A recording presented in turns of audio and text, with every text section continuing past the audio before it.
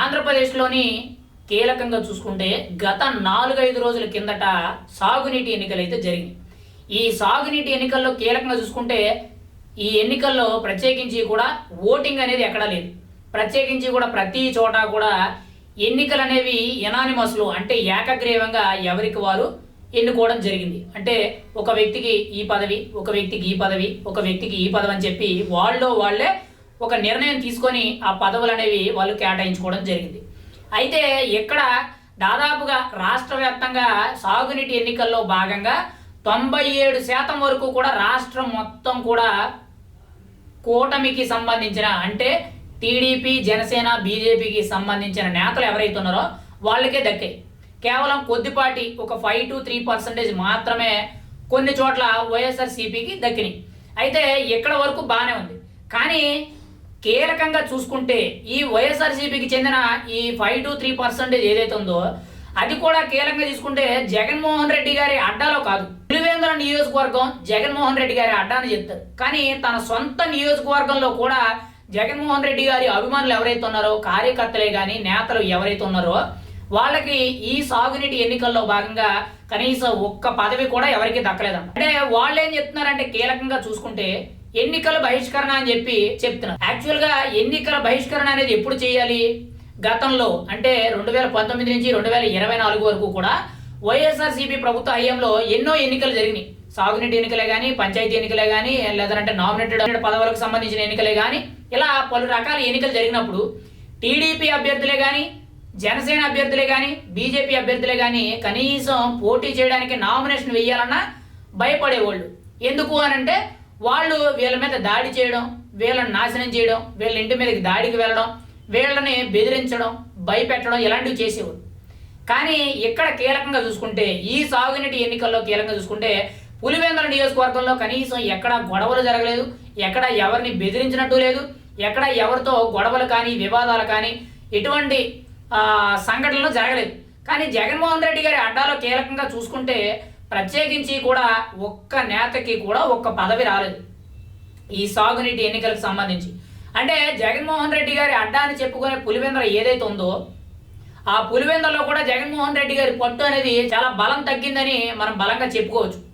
ఎందుకు అనంటే ఇక్కడ కీలకంగా చూసుకోండి, జగన్మోహన్ రెడ్డి గారి పులివెందుల నియోజకవర్గం ఏదైతే ఉందో అది ఈ మధ్యన 2-3 టర్ముల నుంచి ఏదో జగన్మోహన్ రెడ్డి గారు అక్కడ పోటీ చేస్తున్నారని కాదు. ఎప్పుడో 1980, 1970 ఆ టైం నుంచి కూడా వైఎస్ ఫ్యామిలీకి అంటే వైఎస్ రాజశేఖర రెడ్డి గారు కానీ వాళ్ళ తల్లిదండ్రులు ఎవరైతే ఉన్నారో అక్కడి నుంచి కూడా కీలకంగా చూసుకుంటే మెయిన్గా పులివెందుల నియోజకవర్గమే కానీ, కడప జిల్లాయే కానీ ఇలా ఈ ప్రాంతం అంతా కూడా వైఎస్ కుటుంబానికి ఎప్పటి నుంచో కూడా బానిసల కింద ఉన్నారు. అంటే వాళ్లే మాకు దేవుళ్ళు, వాళ్ళ తర్వాతే ఎవరైనా అనేటట్టు వాళ్ళకి ఎప్పటి నుంచో కూడా వాళ్ళు వారికి కట్టుబడి ఉండిపోయారు. అయితే ఇక్కడ కీలకంగా చూసుకుంటే జగన్మోహన్ రెడ్డి గారి సొంత నియోజకవర్గంలో ఒక పదవి కూడా రాకపోయేటప్పటికి ప్రతి ఒక్కరికి కూడా ఆశ్చర్యానికి గురి చేస్తుంది. అలా అని చెప్పి ఇక్కడ ఎన్నికల బహిష్కరణ ఏదైతే ఉందో కనీసం నాకు ఈ పదవి ఇవ్వండి, మీరు ఈ పదవులు తీసుకోండి, మాకు ఈ పదవులు ఇవ్వండి అనేటట్టు డిస్కషన్స్ కూడా లేవంట. మొత్తం బహిష్కరణ అని చెప్పి వీళ్ళు భయపడి దూరంగా ఉన్నారు అనేటట్టు కొన్ని వార్తలు అయితే వినిపిస్తున్నాయి. కానీ పులివెందులకు ఎమ్మెల్యే జగన్మోహన్ రెడ్డి గారు. కానీ ఇప్పుడు అక్కడ రూలింగ్ జరుగుతుంది. అక్కడ లోకల్గా ఉండే పనులు కానీ, లోకల్గా ఉండే నామినేటెడ్ పదవులు కానీ, చిన్న చిన్న పదవులు కానీ ఏవైనా పనులు జరగాలి అంటే మాత్రం టీడీపీ హయాంలో జరుగుతున్నాయి, అది కూడా కూటమి హయాంలో జరుగుతున్నాయి అనేటట్టు చాలా బలంగా తెలుసు. అంటే ఇక్కడ కీలకంగా చూసుకుంటే పులివెందుల నియోజకవర్గం ఏదైతే ఉందో అది కానీ, కడప జిల్లా మొత్తం కానీ రోజు రోజుకి కూడా జగన్మోహన్ రెడ్డి గారి చేతిలో నుండి చేజారిపోతుంది. ఆల్రెడీ మనం చూసాం 2024 ఎన్నికల్లో కీలకంగా చూసుకుంటే కడప నుంచి టీడీపీ అభ్యర్థి మాధవిరెడ్డి ఫైర్ బ్రాండ్ లీడర్ ఆవిడ గెలవడం జరిగింది. ఆవిడ ఏకంగా డేర్గా జగన్మోహన్ రెడ్డి గారికి చాలా భారీగా కౌంటర్ ఇవ్వడమే కాకుండా సవాల్ చేసి మరీ మాట్లాడదు. అంటే రోజు రోజుకి కూడా వైఎస్ కుటుంబంలో వచ్చిన చీలికల ద్వారా, మెయిన్గా జగన్మోహన్ రెడ్డి మీద వచ్చిన ఆరోపణల ద్వారా గత 5 ఏళ్ళు కూడా జగన్మోహన్ రెడ్డి పరిపాలనే కానీ వైఎస్ఆర్సీపీ పార్టీ మీద ఉన్న అవినీతి పనులు ఏవైతే ఉన్నాయో ఇలా పలు రకాలుగా ఆ పార్టీలో ఉన్న కార్యకర్తలు ఎవరైతే అభిమానులు ఉంటారో వాళ్ళందరూ కూడా దూరం అయిపోతున్నారు. మెయిన్గా ఈరోజు పులివెందుల్లోనే జగన్మోహన్ రెడ్డికి సంబంధించిన నేతలకు ఎటువంటి పదవులు రాలేదనంటే స్థానికంగా చూసుకుంటే అంటే రేపటి రోజుల్లో గ్రామీణ పంచాయతీ ఎన్నికలే కానీ, లేదనంటే ఎంపీడీసీలు, జెడ్పీడీసీలు, ఎంపీపీలు, లేదనంటే ఎమ్మెల్సీలు ఈ ఎన్నికలు వచ్చేసరికి ఖచ్చితంగా పూర్తి స్థాయిలో వైఎస్ఆర్సీపీ అనేది పట్టు కోల్పోతుంది. చాలా క్లియర్ కట్గా తెలుస్తుంది. ఇక్కడ పులివెందుల నియోజకవర్గంలో జగన్మోహన్ రెడ్డి గారు ఉండరు, కేవలం ఎమ్మెల్యే మాత్రమే. ఆయన ఒక రాష్ట్రానికి మాజీ సీఎం కింద ఉన్నారు, ఒక పార్టీకి అధ్యక్షుడు కాబట్టి విజయవాడకి దగ్గరలో ఉన్న తాడేపల్లి ప్యాలెస్ లో అయితే అని ఉంటారు. కానీ ఆయన ఎప్పుడో నెలకు ఒకసారో 2 నెలలకు ఒకసారో ఒక 6 నెలలకు ఒకసారో పులివెందులు అనేది వెళ్ళడం జరుగుతుంది. కానీ అక్కడ వైఎస్ఆర్సీపీ పార్టీకి సంబంధించి జగన్మోహన్ రెడ్డి గారికి సంబంధించి సతీష్ రెడ్డి గారు మొత్తం చూసుకుంటారు.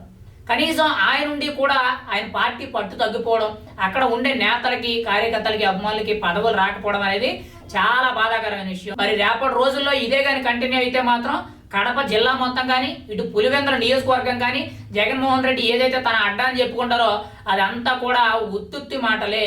రాబోయే రోజుల్లో వైఎస్ఆర్సీపీ పార్టీ అనేది ఓడిపోయే అవకాశాలు అయితే ఇదే వ్యవహార శైలి కనిపిస్తే మాత్రం అది జరిగి తీరుద్ది. అంటే వైఎస్ఆర్సీపీ పార్టీ అనేది నీరు గారిపోయి పూర్తిగా కూడా బలహీనం అయిపోయి ఇంకా పార్టీ అనేది భూస్థాపితం అయిపోద్ది. అది కూడా తన సొంత నియోజకవర్గమైన పులివెందుల్లో.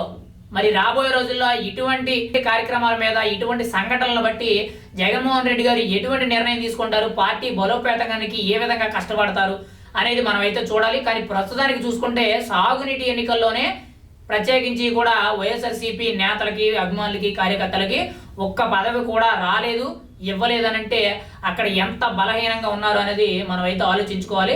ఖచ్చితంగా ఇదే వ్యవహార శైలి కొనసాగితే మాత్రం జగన్మోహన్ రెడ్డి గారు 2029లో పులివెందుల్లో ఓడిపోయే అవకాశం కూడా ఉంది అని చెప్పి మనం బలంగా చెప్పుకోవచ్చు.